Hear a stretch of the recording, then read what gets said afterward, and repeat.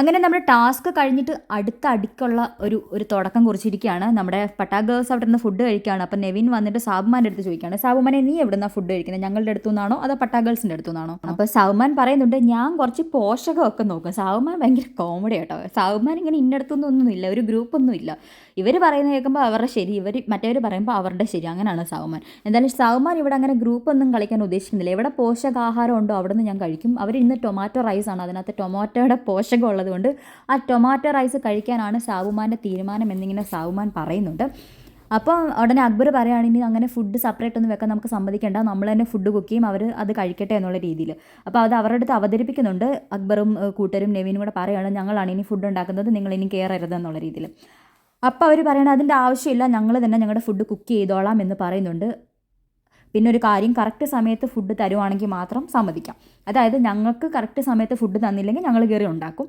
അതല്ല മര്യാദയ്ക്കാണെങ്കിൽ മര്യാദയ്ക്ക് പോകാം, അല്ലാന്നുണ്ടെങ്കിൽ അല്ലാതെ ഇവിടെ ഭരണവുമായിട്ടൊക്കെ വന്നു കഴിഞ്ഞാൽ നടക്കത്തില്ല എന്നുള്ള രീതിയിൽ നല്ല 3 ഗേൾസും കൂടെ നല്ല രീതിക്ക് തിരിച്ച് പറയുന്നുണ്ട്.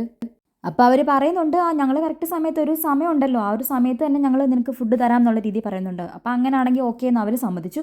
അത് കഴിഞ്ഞിട്ട് നമ്മൾ നേരെ അനുമോളുടെ അടുത്തോട്ട് അക്ബർ പറയണം, വെസൽ ടീം പോയി വെസലെല്ലാം കഴുകി വെച്ചെന്ന്. അനുമോൾ പറഞ്ഞു എൻ്റെ പട്ടി കഴുകും, ഞാനൊന്നും കഴുകി തരത്തില്ല. ബിക്കോസ് അനുമോളുടെയും ആദിലയുടെയും നൂറയുടെ ഫുഡ് അവർ തനിയാണ് വെച്ചത്, മറ്റുള്ളവരുടെ ഫുഡ് ആര്യനും അക്ബറും ഒക്കെ ചേർന്ന് വെച്ചിട്ടുള്ളത്.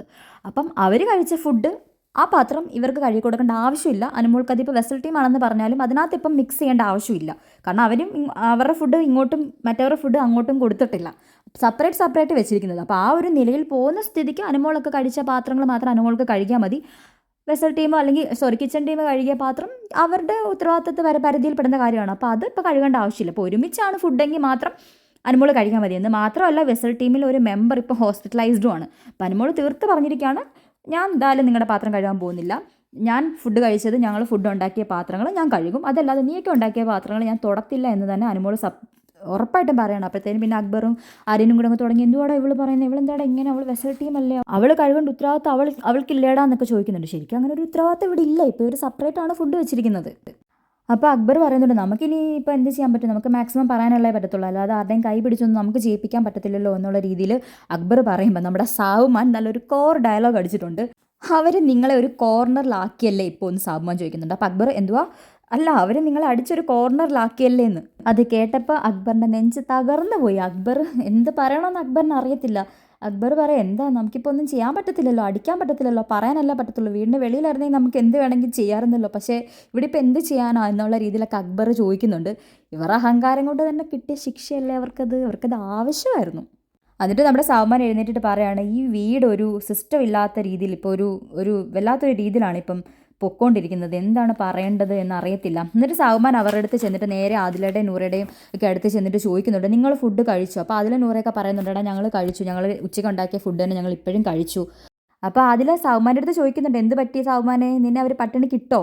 അപ്പോൾ സാവുമാൻ പറയുന്നു എനിക്കറിയത്തില്ല എങ്ങനെ ആകുമെന്ന്, എന്തായാലും അവരെന്തെങ്കിലും ഉണ്ടാക്കിയാലല്ലേ എനിക്ക് കഴിക്കാൻ പറ്റത്തുള്ളൂ എന്നുള്ള രീതിയിൽ സാവുമാൻ. എൻ്റെ ഇടയ്ക്ക് വെട്ടുപോയത് ശരിക്കും സാവുമാനാണ് കേട്ടോ. അപ്പോഴത്തേക്ക് ആദില ചുമ്മാ പറയുകയാണ് കളിയാക്കിക്കൊണ്ട് നീ പട്ടിണിക്കാണെങ്കിൽ നീ ഞങ്ങളുടെ പാർട്ടി ചേർന്നോടാ, ഞങ്ങളുടെ ഫ്രീ ഫുഡുണ്ട്, ഫുഡിന് വേണ്ടി സമരം ചെയ്യുന്ന പാർട്ടിയാണ് ഞങ്ങൾ എന്നുള്ള രീതിയിലൊക്കെ ആദില പറയുന്നുണ്ട്. അപ്പോൾ അക്ബറും ആര്യനും കൂടെ ഒക്കെ പറയുന്നത് എന്തൊരു ചീപ്പ് ഗെയിമാണ് ഇവർ കളിക്കുന്നത്, എന്തൊരു ക്ലാസ് കളയുന്ന ടോക്കാണ് ഇവർ സംസാരിക്കുന്നത്, പുറത്തേക്ക് ഇത് ഭയങ്കര മാസമാണെന്നായിരിക്കും ഇവരുടെ വിചാരം, പക്ഷേ എഴുതി വെച്ചു ഇത് ഭയങ്കര നെഗറ്റീവായിട്ടായിരിക്കും പോയിക്കൊണ്ടിരിക്കുന്നത് എന്നുള്ള രീതിയിൽ നമ്മുടെ ആര്യൻ പറയുന്നുണ്ട്. അനുവിൻ്റെ ബെഡിൽ വെള്ളം കോരി വെച്ചത് മാസാന്ന് പറഞ്ഞ ആളാണ് ആര്യൻ. അതിനുശേഷം പിന്നെ നമ്മുടെ ആദിലയും നൂറയും അനുമോളും തമ്മിലൊരു ടോക്കായിരുന്നു. അനുമോൾ പറയുന്ന അവന്മാരുണ്ടാക്കിയ പാത്രം ഞാൻ എന്തായാലും കഴുകത്തില്ല, നമ്മുടെ പാത്രം മാത്രമേ ഞാൻ കഴുകത്തുള്ളൂ, പിന്നെ നല്ലവരായിരുന്നെങ്കിൽ ഞാൻ കഴുകി കൊടുത്തേനെ, പക്ഷേ ഇവരുടെ ഇപ്പോഴത്തെ സ്വഭാവം വെച്ചിട്ട് എനിക്ക് കഴുകി കൊടുക്കേണ്ട ഒരു കാര്യമില്ല, ഞാൻ നല്ല സ്ട്രോങ് ആയിട്ട് വരും, പീരീഡ്സ് പെയിൻ്റെ കാരണം എനിക്ക് കുറച്ച് ഞാൻ ദേഷ്യത്തിലായിരുന്നു, പക്ഷേ ഞാൻ നന്നായിട്ട് സ്ട്രോങ് ആയിട്ട് ഇനി വരും, ഇവന്മാർ വിചാരിക്കുന്നതിൽ ഇവിടെ കരഞ്ഞുകൊണ്ടിരിക്കാനൊന്നും ഞാൻ പോകത്തില്ലെന്ന് അനുമോൾ സ്ട്രോങ് ആയിട്ട് പറയുന്നു. എന്തായാലും നീ നമ്മുടെ അക്ബറിൻ്റെയും ആര്യൻ്റെയും കൂടെ ലാസ്റ്റ് കളിച്ച ഗെയിമിൽ നീ ആദ്യം തന്നെ ഫിനിഷ് ചെയ്ത് എല്ലാം ചെയ്തതിൽ ഞങ്ങൾക്ക് സന്തോഷമുണ്ട് എന്നൊക്കെ നൂറ അനുമോളുടെ അടുത്ത് പറയാണ്. അതേപോലെ നമ്മൾ 3 പേരും ഒരുപോലെ ടിക്കറ്റ് ഫിനാലയിൽ ഏകദേശം നല്ല പൊസിഷനിൽ വന്നിരുന്നെങ്കിൽ നല്ലതായിരുന്നു. നമ്മൾ 3 പേരിൽ ഒരാളെങ്കിലും ടിക്കറ്റ് ഫിനാലെ നേടണം, അതേപോലെ ഗ്രാൻഡ് ഫിനാലയിൽ നമ്മളെല്ലാവരും ഉണ്ടായിരിക്കണം എന്നുള്ള രീതിയിലൊക്കെ അവർ സംസാരിച്ചുകൊണ്ടിരിക്കുകയാണ്. അടുത്തടി നേരെ ഇനി അനീഷേട്ടനുമായിട്ട് അടുക്കളയിൽ നമ്മുടെ കിച്ചൺ ക്യാപ്റ്റന്മാരെല്ലാം കൂടെ പോയിട്ടുണ്ട്. അതിൻ്റെ അപ്ഡേറ്റ്സുമായിട്ട് ഉടനെ വരാം. ചാനൽ കാണുന്നവരൊന്ന് സബ്സ്ക്രൈബ് ചെയ്യുക, അതേപോലെ ലൈക്ക് ചെയ്യുക, ഷെയർ ചെയ്യുക, കമൻറ്റ് ചെയ്യുക.